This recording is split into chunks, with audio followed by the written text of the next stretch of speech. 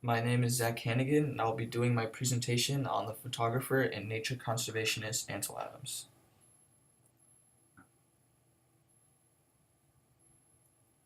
This quote describes Adams' feelings towards darkroom processes and his attention to detail while creating a photograph.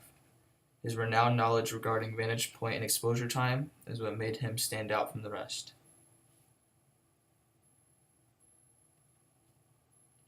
Adams was born in 1902 in San Francisco, California.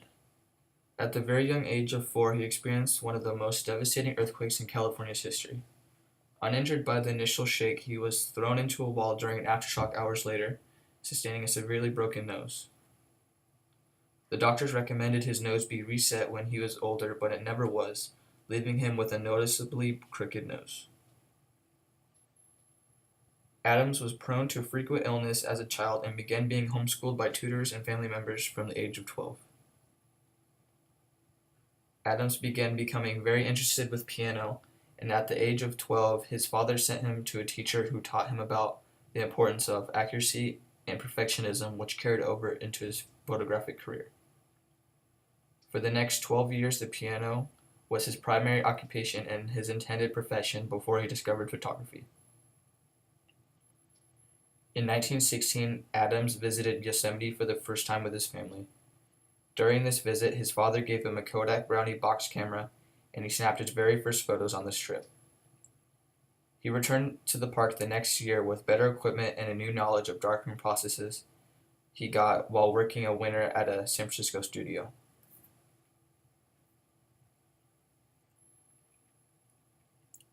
While in Yosemite, he had frequent contact with the Best family, owners of the Best studio in Yosemite Valley.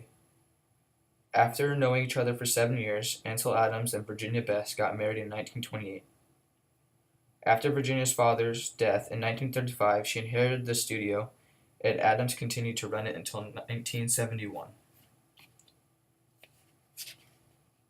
The studio, now named Ansel Adams Gallery, remains in the possession of the Adams family. At the age of 17, Adams got his first contact with the Sierra Club when he took a custodial job. 8 years later, Adams participated in the club's annual outing known as the High Trip, and the following year he became the club's official trip photographer. In 1927, Adams produced his first portfolio, Parmelian Prints of the High Sierras, which included the image Monolith, the Face of Half Dome, which launched him to fame overnight. With the sponsorship and promotion of Albert Bender, Ansel Adams' entire portfolio was a success, earning him nearly $4,000. He soon received commercial work with the patients who bought his portfolio. After 3 years of participating in the group excursions, Adams was promoted to assistant manager of the outings, which consisted of month-long excursions of up to 200 people. In the summer of 1937, Adams' Yosemite Valley darkroom caught fire, destroying hundreds of his negatives. Adams was able to put out the fire with the help of fellow Group F-64 member Edward Weston.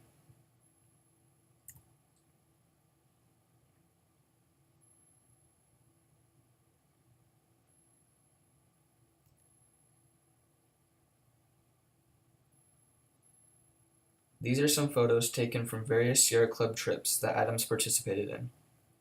The photos were taken on wet collodion plates that required the group members to lug around countless pieces of equipment daily during these week-long excursions.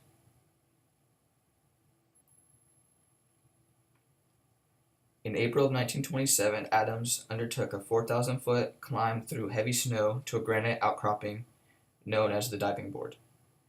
He set up a 6.5 by 8.5 inch view camera, inserted the glass negative, and waited for the light to go down. It then occurred to him that if he used a red filter, the sky and mountain would become darker in the final print. He quickly changed filters and created this image.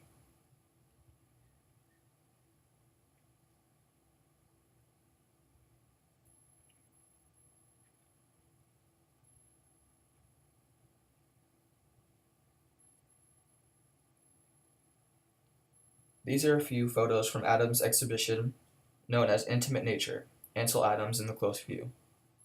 The images represent an under-recognized aspect of Adams' photographic career in which he would study the details of nature through close-up photography. Adams' ability to capture even the most intimate details of nature through contrasts of light and shadow was deeply appreciated by his peers.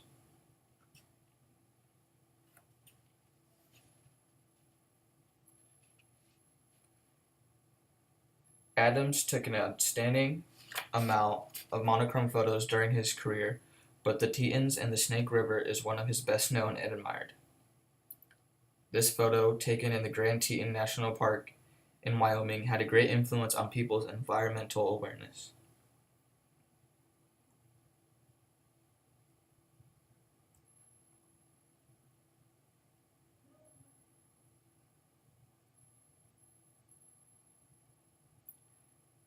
During his first trip to Canyon de Chelly in 1937, Adams fell in love with the patterns of the solidified sand dunes that made up the Arizona National Monument.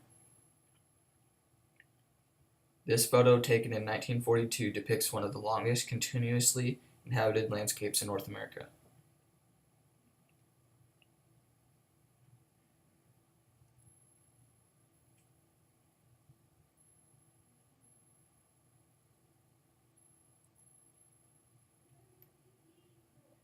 In 1941, the U.S. National Park Service commissioned Ansel Adams to create a photographic mural for the Department of the Interior building in Washington, D.C. The theme was to show how nature is exemplified and protected by national parks in the United States.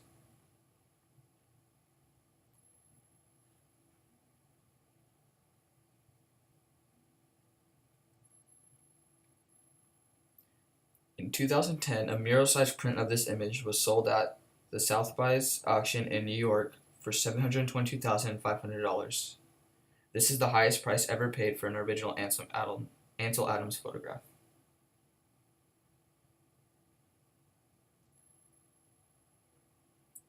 During Adams' work for the government, he kept meticulous records of travel and expenses, but he often neglected to record the dates of some of his images, more notably Moonrise over Hernandez. Without the date the image was captured, it was unclear whether the image belonged to the government or Adams. After using the positioning of the moon using astronomical calculations, it was determined the image was taken on November 1st, 1941.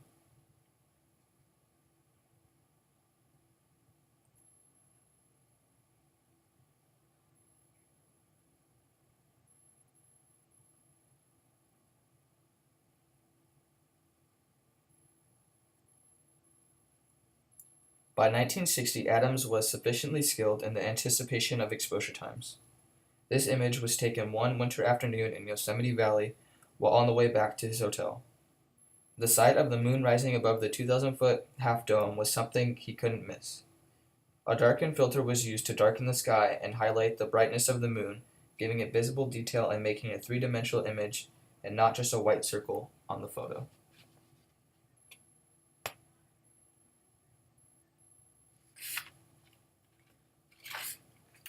Ansel Adams was a self-taught photographer and nature conservationist. His work led to many awards, the expansion of Yosemite National Park, and the naming of a Yosemite mountain after him. In 1968, he was awarded the Conservation Service Award by the Department of the Interior, and a few years later, the Wilderness Society established the Award for Conservation Photography in 1971 and the Ansel Adams Award for Conservation in 1980 in his honor.